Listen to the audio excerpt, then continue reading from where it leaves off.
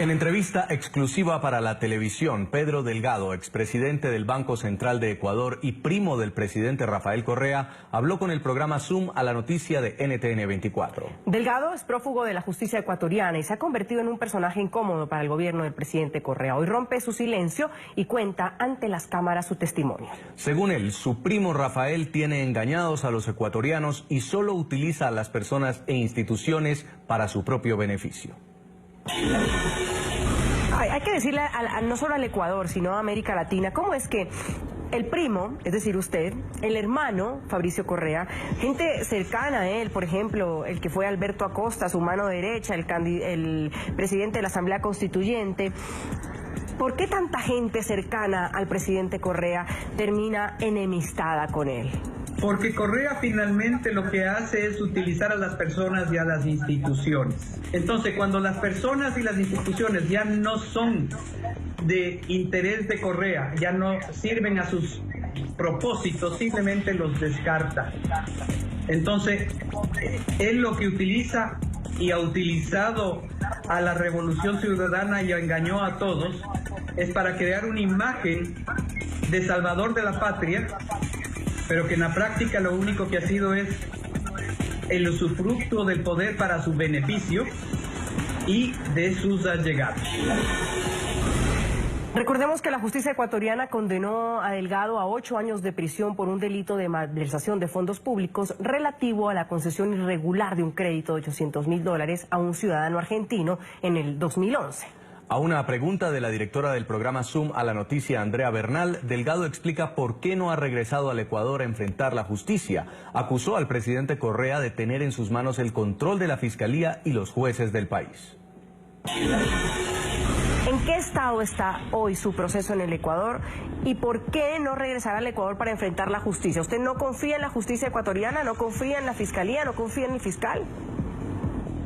A ver, Rafael maneja la fiscalía, maneja la contraloría, maneja los jueces, maneja todo el aparato de persecución y de instrumentación de procedimientos legales o cuasi legales, si se puede decir, ¿no? Entonces, ¿qué oportunidad puedo tener yo de una defensa real? Si, por ejemplo, a mí aquí en los Estados Unidos no se me ha permitido y no se me permite el poder de contratar a un abogado, de dar una delegación judicial que se llama, porque usted recuerde que para dar una delegación, una procuración judicial, yo tengo que hacerlo mediante una escritura pública notarizada, y aquí en los Estados Unidos yo lo tengo que hacer en el consulado, y a mí en el consulado no se me permite entrar y no me han permitido hacer ningún trámite, por lo cual sería la única persona que le buscan dar que se defienda sin la posibilidad de poder tener acceso a un abogado.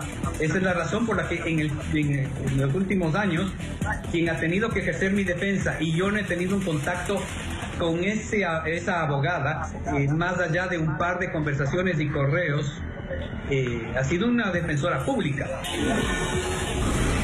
Delgado también se refirió al escándalo en el que estuvo involucrado en el 2012 por haber dicho que tenía un título universitario de economista que resultó ser falso. Título que le permitió llegar a ocupar altos cargos del Estado.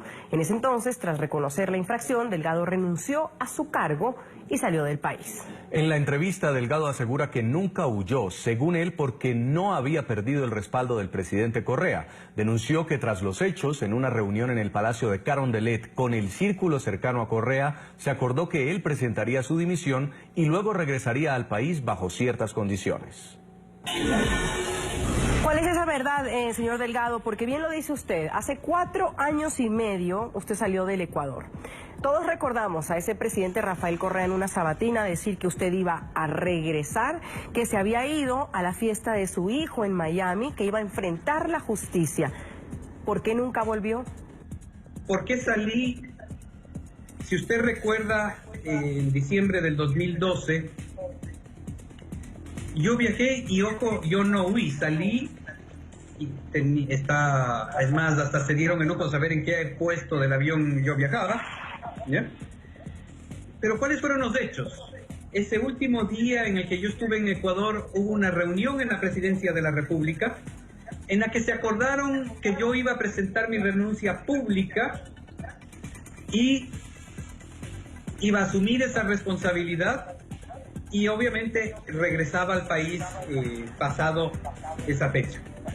¿Se acordaron? ¿Con quiénes acordaron? ¿Qué es lo que iba a pasar? En la reunión estuvo Fernando Alvarado, estuvo Berresueta, que era el secretario de la presidencia, estuvo, no recuerdo su nombre, pero creo que es ahora el secretario de SECOM, participó también en su momento Alexis Mera. ¿Y qué es lo que se acordó? Como le digo, sí había un problema y un problema grave, y yo iba a dar esa renuncia, iba a regresar obviamente, pero también Alexis en su explicación que daba de los temas, indicando que siendo un problema grave, la parte de tecnicismo jurídico lo que indicaba es que primero ese hecho había sucedido en el 80-81, por lo tanto estaba prescrito. Segundo, era un documento privado, por lo tanto requería de un procedimiento de un juicio civil. Tercero, era un hecho que había sucedido en el exterior, un documento que se utilizó en el exterior, en Costa Rica, por lo tanto no cabía una demanda en Ecuador. El abogado que sería a cargo de ese procedimiento era Caupolicán Ochoa, y bajo esos entendimientos que iba a haber un juicio y que iba a haber una posible, digamos, resultado de ese juicio, pero en ese contexto de situación. Y Delgado rompe su silencio en un momento clave, cuando falta menos de un mes para la segunda vuelta presidencial en Ecuador. El exfuncionario, cuyo nombre está en el centro de las campañas políticas, aseguró que su caso es una cortina de humo. Según él, está siendo utilizado para evitar que se hable de los escándalos de corrupción ligados a los temas petroleros que salpican al oficialismo. Usted justamente lo ha dicho, por eso decide hablar en este momento, pero es un momento sin duda delicado en el Ecuador. Hay quienes dicen que se está jugando la historia del país frente a continuar con la revolución o cambiar de vía. Hacerlo en elecciones, ¿cree usted que va a golpear a la candidatura del señor Moreno y del señor Glass? A Rafael y a Glass les comienzan a demostrar, porque ahí sí hay demostraciones aparentemente de documentos de los temas petroleros, y en vez de tratar de explicar el tema petrolero, Rafael utiliza mi nombre para que no tiene nada que ver con el tema petrolero, y además se mete con mi hija, y por eso es lo que está pasando, ¿no?